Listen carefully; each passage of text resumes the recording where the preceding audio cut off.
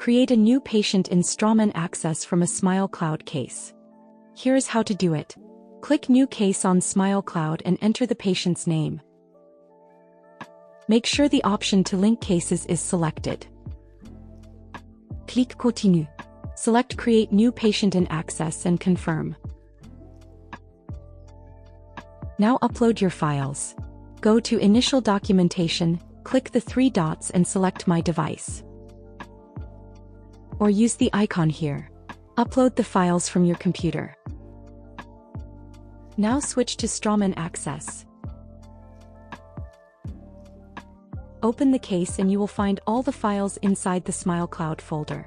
Everything is connected and synchronized between the two workspaces so you can continue your digital workflow.